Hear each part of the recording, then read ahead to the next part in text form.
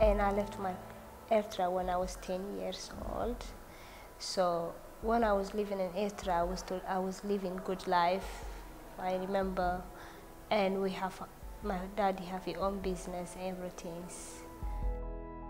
My dad is being killed when he was in Eritrea, so we left, me and my mom.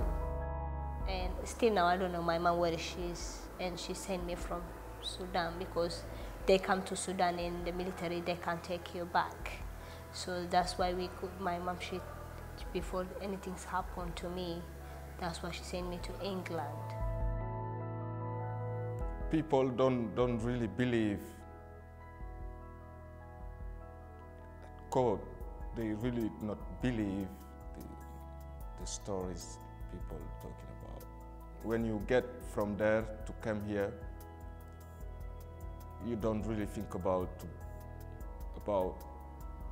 some details like proof they want. Where I could get proof. I escaped from my country. I was in danger and I escaped from there. I didn't know where to go, but I just stayed where I was living, and my friends, they helped me to pay the rent until the case was sorted out. So that was something like, it took me something like a year. So the friends have to give me food, if there is any transport or anything. So I was like a useless person. While I have everything, I have my hands, I have my feet, I can't do anything. So I have to rely on people.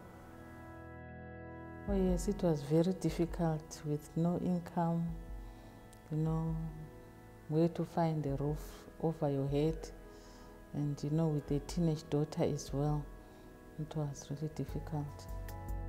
I was arrested several times in Iran when I was 16 years old, when I was 20, 23, several times for politics reason.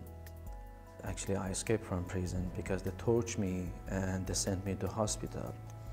And my family, they helped me and they paid some money to the guard. And I decided to just come to other countries and apply for asylum because I couldn't live in there, but because they wanted to kill me. After all, I'm just waiting for my family, and because I want to start new life. My wife and my son, they are coming over here after 6 years. I'm just excited.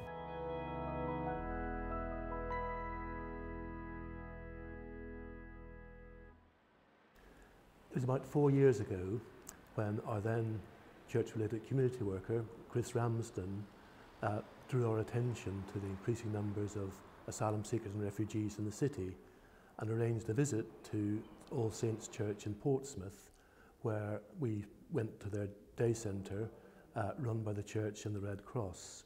And we heard some very harrowing stories from refugees, and particularly from asylum seekers, of what they'd gone through in their own countries. And at that point, we felt we had to come back and do something here in Southampton. We then began to look for partners who would sort of share in the mission. Among those was another church, City Life Church, and also, again, the Red Cross. Additionally, other organisations become involved, particularly the Southampton and Winchester Visitors Group, and until very recently, Refugee Action and Refugee Migrant Justice. We have an enormous diversity. I've said about 100 people come each week. They come over a year from something like 65 to 70 different countries.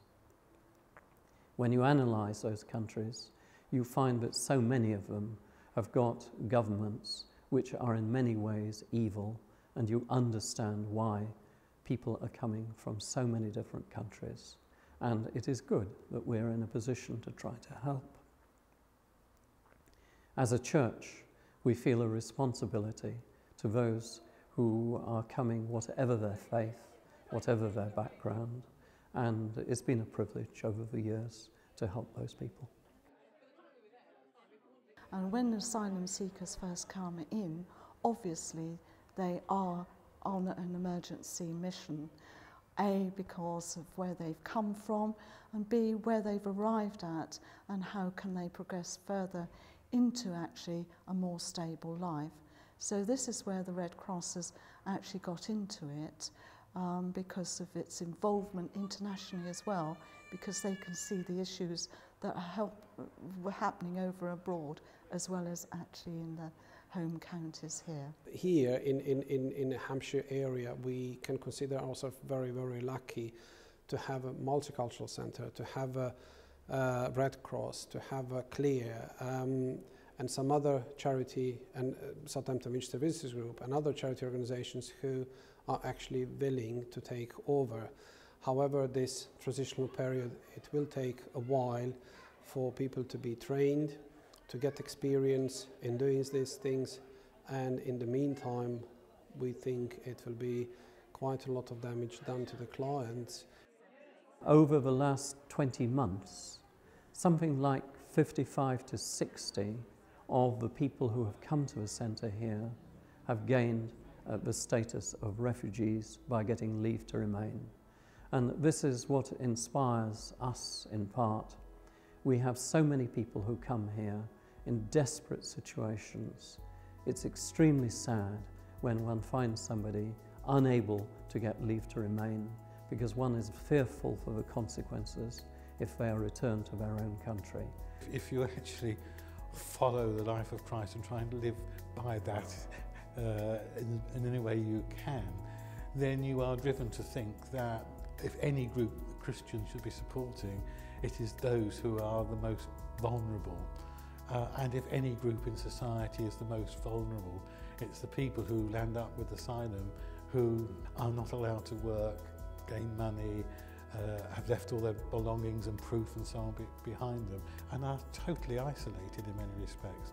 We obviously all hope it wasn't necessary, but so long as it's necessary, we with our partners would want the work to carry on and to do all that we can to help people directly, and also to encourage the government to try and be more generous to these people who have gone through horrific events in their lives.